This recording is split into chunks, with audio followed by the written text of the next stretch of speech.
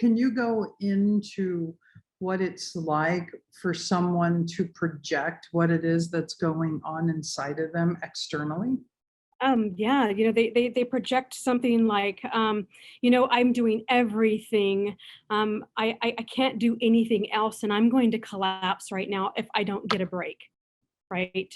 And that's kind of a projection. I'm too tired. I can't see my, children. My work is keeping me from that. That's a projection.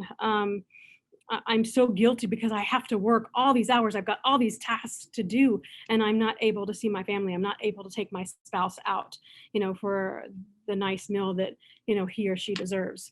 Those are kinds of things, are projections. And when you get to that point where there's always an excuse for something, right? You realize that it's kind of like a cause and effect thing. You are an effect of not being at cause in your life, not taking control of what you need to get that fuel so that you can do it. They're seeing all of the conscious filters of it, but they're not understanding what the unconscious drive can do. So on our show, frequently we talk about the number one person that we lie to the most is ourselves. Yes. And when you're saying I've tried everything, or I'm always this, or no one this, or I can never this, what's really happening is you're creating a projection of a universal experience. We call them universal quantifiers. And when you universally quantify something, your mind, your unconscious mind, can't tell the difference between what's real and what isn't. Right. So when you sit there and say, I've done everything, your mind really can't tell the difference between whether you have or have not. And it believes you. It has no reason to not believe you. Right. So what happens is when you have all of this going on in your head and then you put it out there, then you're putting it out there for you to eavesdrop on you, so that while you're eavesdropping on you, you actually believe you. But wait, Yes. wait, it gets better.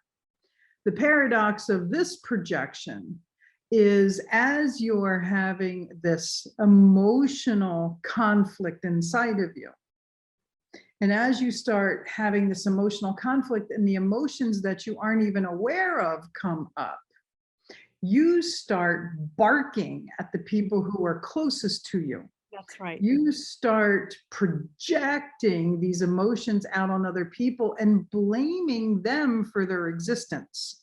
That's And correct.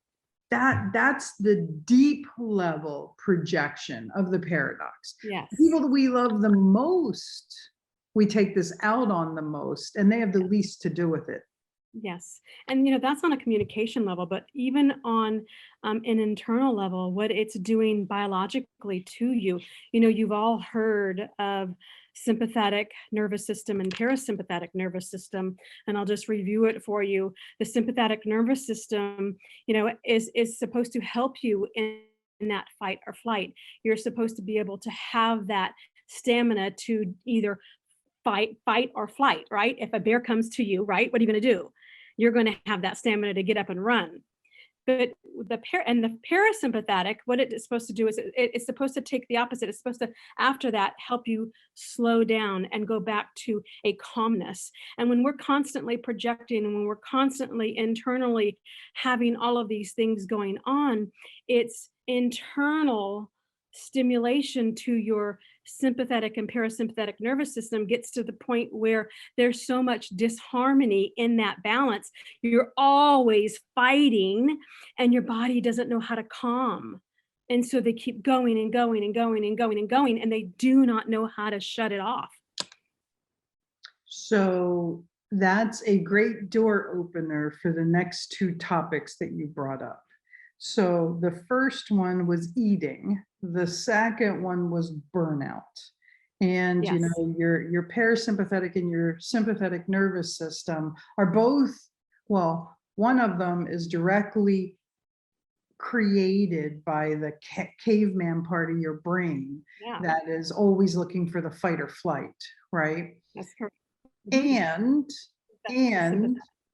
yeah, and your eating triggers the sympathetic or parasympathetic nervous system. So before Yeah. we get to the burnout aspect, let's talk about how entrepreneurs eat or don't.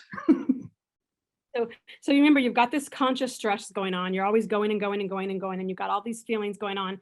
Then you got in all these projections going on, and then we start eating, right? We start eating to satisfy, whatever, your emotions. And sometimes we're not aware of what we're eating.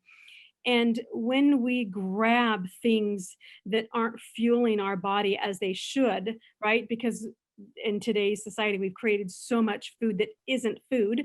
All of these preservatives, all of these fake foods, and we feed ourselves with these things, and we're not getting the nourishment, we're not getting the vitamins, we're not getting the minerals, we're not getting the absorption that we need to have the stamina to do your job. And that's really important with entrepreneurs because they're out networking all day long. They're going from restaurant to restaurant to restaurant, and they're eating whatever on the menu, and so they eat what they like, and instead of making the choices that will help fuel their body. And these things, internally play havoc on your body, because then on a cellular level, you get stress on your cellular level. So not only are you physically stressing yourself out because you're an entrepreneur and you work, work, work, work, work, but you're stressing your cellular body out as well, because you're not giving the nourishment that you need for your body. And So so it's a double whammy.